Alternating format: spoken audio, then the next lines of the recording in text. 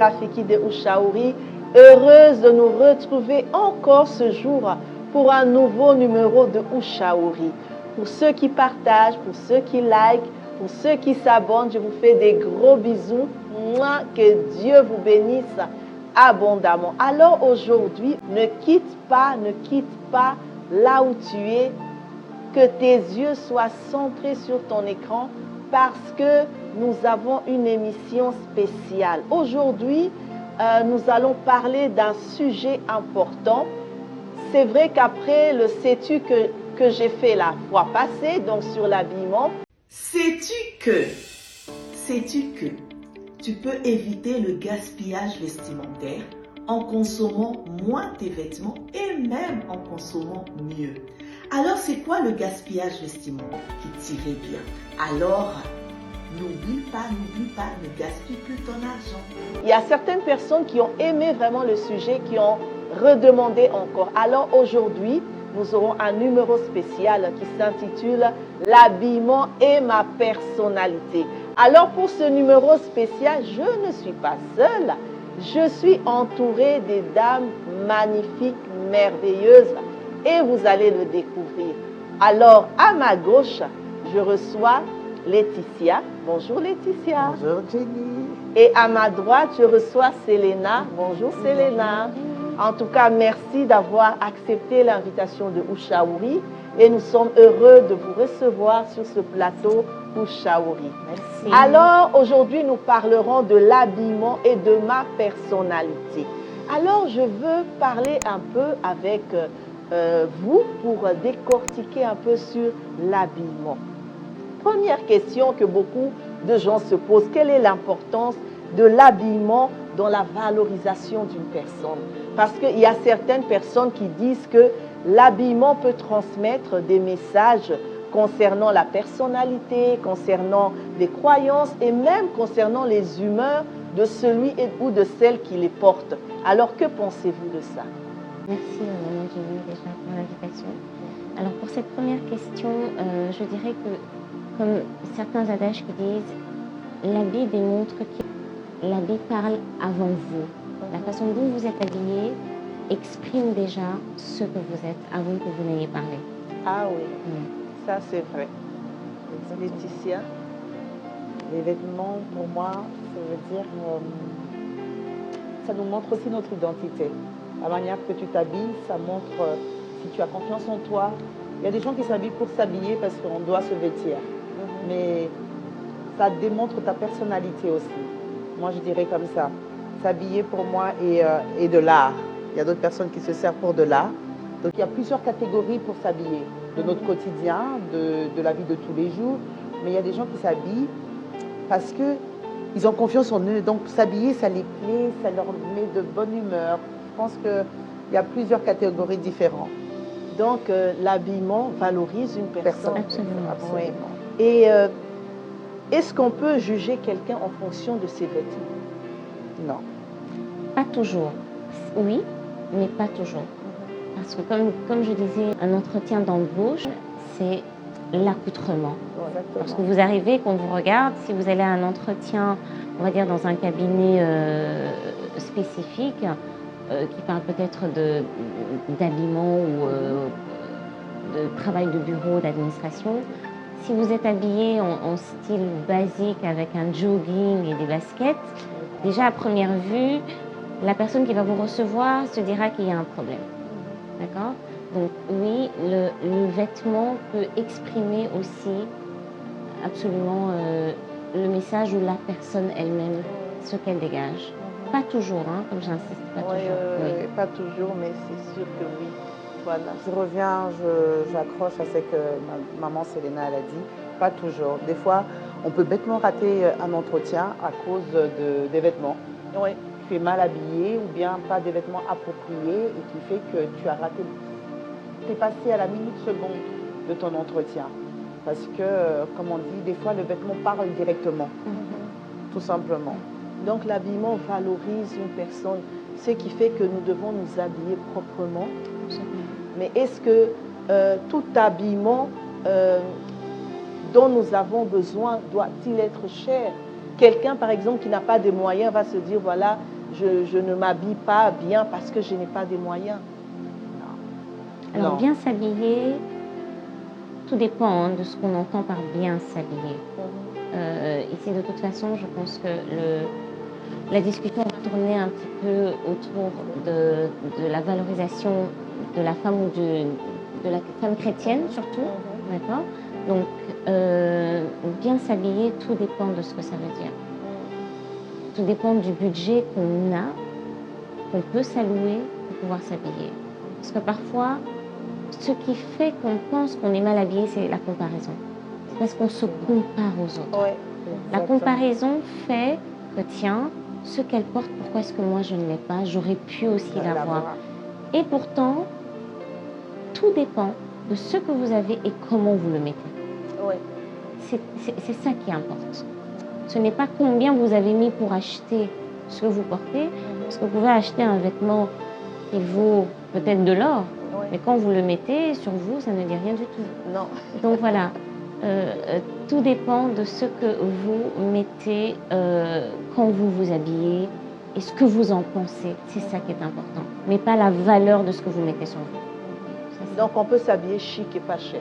Oui, Absolument. exactement. Je pense Tout que se passe dans la tête. tout se passe dans la tête. Le bishop me disait à l'époque que c'est la personne qui le porte qui valorise les vêtements. Exactement. Aujourd'hui, on est en Europe. Même à Kinshasa ou en Afrique, il y a des tombolas, il y a des petits riens. On est en Europe. S'habiller, il y a des petits riens. Il y a des endroits où ce que même il vous donne des vêtements. Ou bien maintenant, il y a des sites Vinted ou autres qui vous permettent d'acheter des habits à petit prix. Comme maman Selena l'a dit, c'est la personne, la manière. Les gens veulent dire, ah, tu l'as acheté, c'est hyper cher, c'est qu'elle a acheté cher. La manière qu'elle est, c'est qu'elle vaut cher. Je vais aller au magasin, je vais l'acheter, ça va même pas m'aller. Ça va même pas me valoriser comme sur elle. Moi, je trouve que chacune de nous, de nos jours, on est en 2025, c'est le regard qui attire les vêtements. Elle l'a acheté, je veux. Et je vais faire tout pour pouvoir l'avoir à des prix hyper chers. Je le mets, ça ne me valorise pas. Je ne peux pas mettre ce que toi tu mets ou elle met parce que chacun a sa personnalité et qu'il la valorise mieux. Merci beaucoup. Une autre question. Quel est l'impact psychologique de l'habillement sur une personne? Est-ce que l'habillement a un effet de confiance en soi, a un effet d'estime en soi? Je pense que ça donne la confiance en soi. Si une personne est bien habillée, tu peux entrer quelque part dans une salle, il y a 1000 personnes, même le président. Tu vas arriver même à le saluer parce que tu as confiance en toi. Tu es habillé, approprié pour arriver que tu as confiance en toi. Maintenant, si tu t'habilles avec des vêtements où tu es mal à l'aise, tu entres dans une salle, toi-même tu es gêné. Tu préfères t'asseoir à la première chaise pour pas qu'on te remarque, pour pas qu'on voit comment tu es habillé. Tandis que je pense que ça entre plus profond. Moi, je sors, je suis bien habillée. Ça se voit, je n'ai même pas besoin qu'on me complimente parce que je le ressens au plus profond de moi. Je sais que je suis bien habillée, je sais que je suis valorisée, je sais que ce que je porte me convient, tout simplement. Donc l'habillement peut toucher aussi la psychologie de quelqu'un. Absolument. Quelqu'un peut se sentir vexé si il n'est pas bien habillé. Oui. Déjà quand vous sortez, je pense que vous le sentez, vous voyez que non, elle est mal habillée. De nos regards, on se dit non. Peut-être la personne ne sait pas aussi comment s'habiller, tout simplement. Qu'est-ce que vous en dites? Non, très certainement. Je suis d'avis avec maman Laetitia parce que vraiment, l'habit, je reviens sur cet adage, l'habit ne fait pas le moine, mais le vêtement reflète vraiment ce qu'on est, ce qu'on pense de soi, ce qu'on ressent. Donc, c'est de la psychologie. C'est avant de sortir, qu'est-ce que je mets? Qu'est-ce que je pense de ce que je vais mettre? Quel est le message que je vais passer en mettant ceci? Ça prend du temps. Je pense qu'il y a...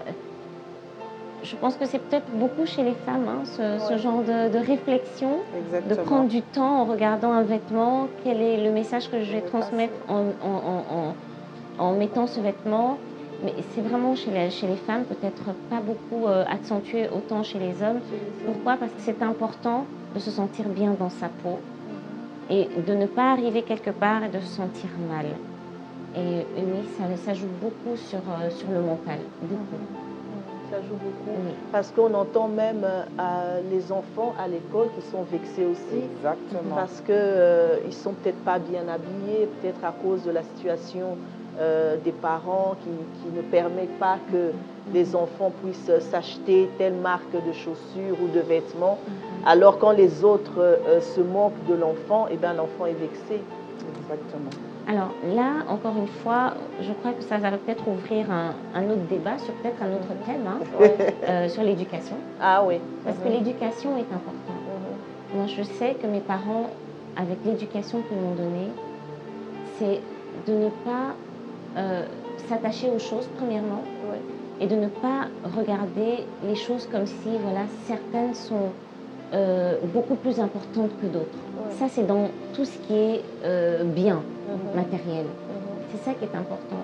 Parce qu'aujourd'hui, admettons, on emmène notre enfant dans un magasin où tout vaut 1 euro, l'enfant n'a pas besoin de le savoir. Quand on emmène un autre enfant dans tout ce qui vaut peut-être beaucoup plus, l'enfant n'a pas besoin de savoir. C'est vrai qu'aujourd'hui, dans certains langages, les enfants, comme on le dit, hein, à l'école, s'il y a certains enfants qui osent se moquer d'autres, c'est parce qu'on a emmené ces enfants pour dire « Ah mais tiens, ça c'est cher, ça c'est pas cher ». C'est un message qu'on n'a pas à donner aux enfants. Parce que l'habillement, comme on l'a dit tout au début, reflète ce qu'on est. Et ce que l'on est, c'est la personnalité. Et la personnalité, on la prépare dès l'enfance. Donc ce qu'on fait dans l'éducation aussi de nos enfants, c'est de leur dire, en achetant des vêtements, on leur dit ce qu'ils sont. Ce qu'ils sont, ce n'est pas la valeur de ce qu'ils portent, mais de ce qu'ils sont de l'intérieur. Donc je pense que là, c'est aussi un autre travail. Effectivement, malheureusement, dans beaucoup de nos écoles, on a donc ce côté où il y a des enfants qui se moquent d'autres. Mais malheureusement, c'est une personnalité que ces enfants la développent, à devoir se moquer, mais c'est pas beau. C'est pas beau pour la vie, c'est pas beau pour le futur même de ces enfants-là, parce qu'ils vont toujours avoir ce côté qui est un peu un complexe de penser qu'ils sont supérieurs aux autres. Parce que quand toi tu penses que tu portes quelque chose qui n'a pas de valeur, mais non. On a utilisé des matières pour faire ce que tu portes. C'est peut-être les mêmes matières, mais c'est juste que il y a quelqu'un qui a voulu mettre un prix beaucoup plus élevé que sur l'autre, simplement. C'est ça. Merci beaucoup. Alors, on revient dans la Bible parce que nous sommes chrétiennes. Donc, que dit la Bible au sujet de l'habillement? En sachant, j'ouvre une parenthèse, en fait, ce mois de janvier, on est en train de voir l'histoire de Joseph, le fils de Jacob. Joseph, dans Genèse chapitre 37, nous allons le lire pour mieux comprendre. Chapitre 37, du verset 3 au verset 4, qui dit ceci. Israël, donc Jacob, aimait Joseph plus que tous ses autres fils, parce qu'il avait eu dans sa vieillesse, et il lui fit une tunique de plusieurs couleurs. Ses frères virent que leur père l'aimait plus que tous, et ils le prirent en haine. Ils ne pouvaient lui parler avec amitié. Donc, dans l'histoire de Joseph, on voit que Joseph avait une tunique que son père lui avait confectionnée, une tunique de plusieurs couleurs. Donc, entre parenthèses, on est sur l'histoire de Joseph, d'où nous parlons de l'habillement. Alors, que dit la Bible sur l'habillement? La Bible parle aussi de l'habillement. Par exemple, dans 1 Timothée chapitre 2, le verset 9, qui dit « L'habillement doit être décent avec pudeur et modestie. Toute personne, donc la plupart des personnes qui sont chrétiennes, bien sûr, doivent couvrir leur nudité. » Donc, nous le découvrons dans 1 Timothée chapitre 2, verset 9. Que pensez-vous de ça? L'habillement doit être décent, doit couvrir la nudité, doit être avec pudeur et modestie. Moi j'aime beaucoup l'enseignement justement sur l'habillement, parce que on revient donc sur le fait d'être chrétienne. La parole de Dieu déclare que nous sommes le temple du Saint-Esprit, que nous ne nous appartenons pas à nous-mêmes, et donc nous donnons nos corps comme des sacrifices vivants. Donc nous nous offrons sur l'autel comme une offrande. Donc ici, il ne s'agit plus de nous. Donc, ce n'est plus moi qui vis, mais c'est Christ qui vit. Alors, c'est un défi de savoir que à chaque chose que nous devons faire, c'est qu'est-ce que Christ pense. Parce que ce n'est plus moi qui vis, mais c'est Christ qui vit en moi. Donc, qu'est-ce que Christ pense? Voilà pourquoi la Bible parle du renouvellement de l'intelligence. Parce que le renouvellement de l'intelligence nous permet de quitter l'étape A sur laquelle nous étions hier afin d'aller sur l'étape B sur laquelle nous sommes aujourd'hui. Donc chaque jour est un nouveau recommencement. Comme le Seigneur, la Bible aussi dit, il renouvelle ses bontés chaque matin. Donc il y a chaque jour quelque chose de nouveau à faire sur nous, un travail à faire sur nous, sur les erreurs d'hier, sur le fait que hier tu n'as pas compris que ce vêtement que tu avais porté n'était pas bon, alors tu changes. Donc j'aime beaucoup l'illustration de Joseph, donc de la tunique, parce que Dieu le couvre. Et on nous montre que c'est important d'être couvert. Mais ici, il est couvert de plusieurs couleurs. Donc, et chaque fois, je pense que dans beaucoup de passages, souvent on parle justement du manteau, on parle d'être couvert. Et ici, justement, qu'on parle de pudeur, parce que justement, il y a des choses que tu ne peux pas montrer. La pudeur, c'est pourquoi? C'est parce qu'il y a des parties de toi qui doivent rester cachées. Il y a peut-être des choses qui sont des défauts que le monde ne doit pas voir. Il y a des choses qui sont intimes que le monde ne doit pas voir. Parce que vu que nous sommes la lumière du monde et le sel de la terre, donc il y a un message que tu passes, un message de lumière. Tu es le sel de la terre, tu dois donner de la saveur où tu es. Donc quelque chose qui donne de la saveur, c'est quelque chose qui améliore les choses. Quelque chose une lampe qui brille, qui donne de la lumière. Donc tu éclaires la vérité ténèbres. Donc derrière le fait même, donc ce conseil qui nous est donné par Paul dans le Nouveau Testament, c'est vraiment nous demander de faire pas comme nous le voulons, mais comme Dieu veut que nous fassions. Du moment que notre identité a changé lorsque nous donnons notre vie à Christ. Ah oui, très important. Magnifique. Très important. Magnifique message. C'est vrai que 1 Corinthiens chapitre 6, verset 19 à 20 le dit aussi, nous devons prendre soin de nos corps parce que nos corps sont le temple du Saint-Esprit. Et qui dit prendre soin, c'est aussi bien s'habiller, se laver, entretenir son corps. Parce que justement, le fait de prendre soin de soi, j'aime encore cette partie parce que Paul dit, je veux que tu prospères à tous égards, comme prospère l'état de ton âme. Donc, tout part de ce que tu es de l'intérieur, parce qu'il parle du fait d'être le temple du Saint-Esprit. On voit la chair, mais l'esprit, c'est ce que nous sommes réellement. Mais cela n'est pas visible ni palpable dans le naturel. C'est le produit du surnaturel. D'accord? Donc ici, parce que nous sommes le produit du surnaturel, nous prenons soin de l'intérieur et cet intérieur de l'extérieur. Voilà pourquoi, étant le temple du Saint-Esprit, celui qui est le conseiller par excellence, il te conseille. Il te dit chaque fois ce que tu dois faire, où tu dois aller, qu'est-ce que tu mets.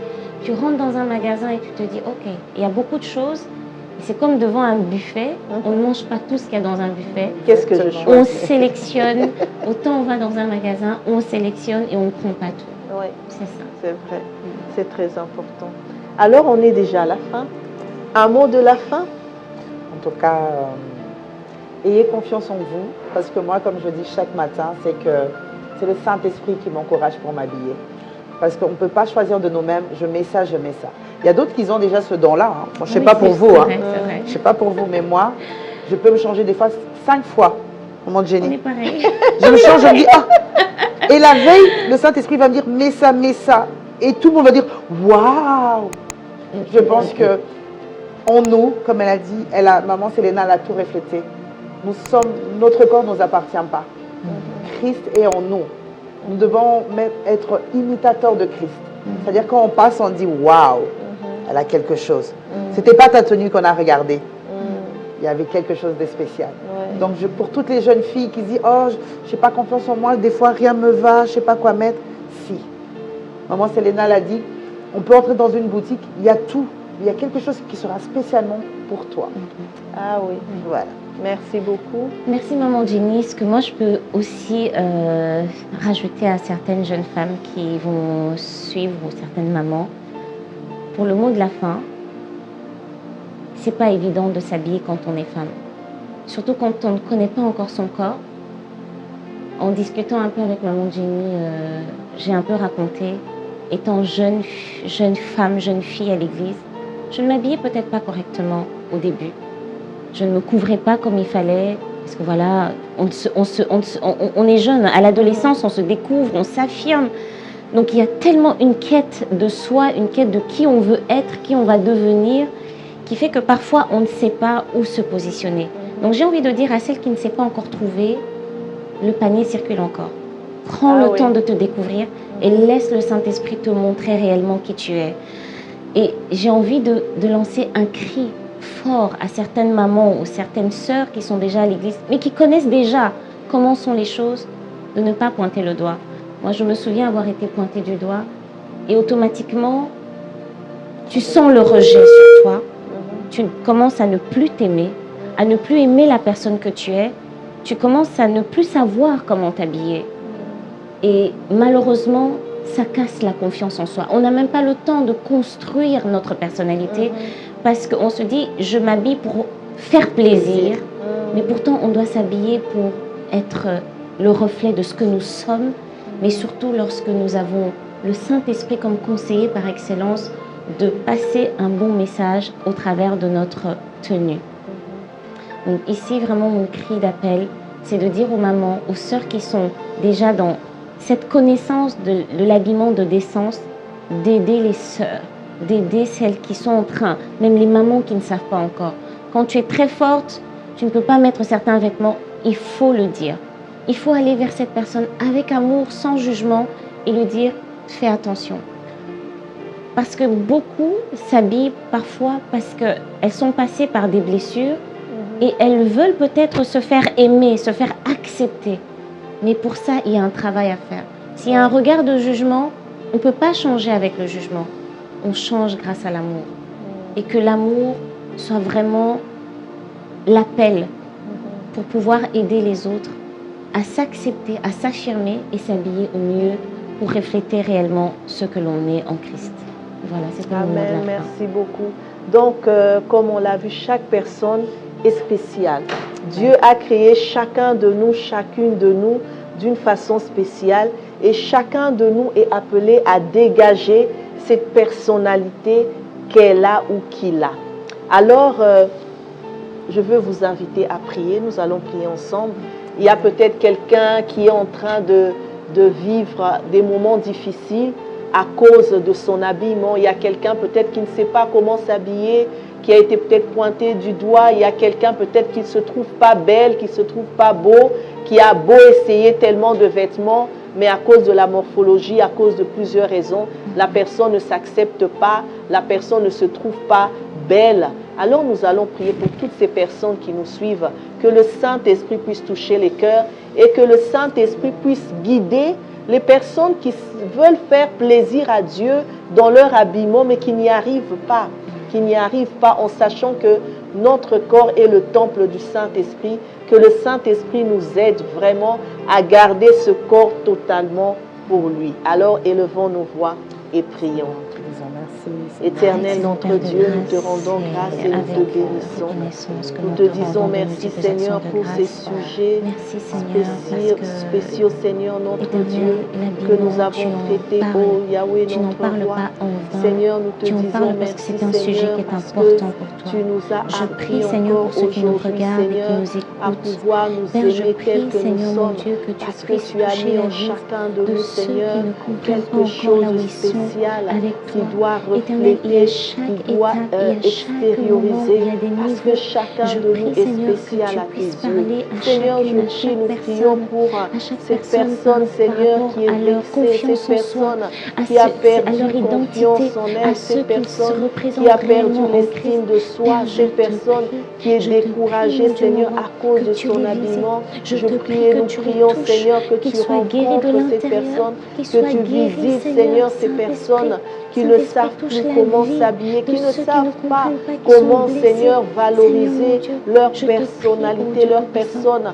Seigneur, notre Dieu, manifeste-toi, touche-les, donne-leur la sagesse, donne l'esprit créatif, Seigneur, donne, Seigneur, des idées créatives, ô Dieu de gloire.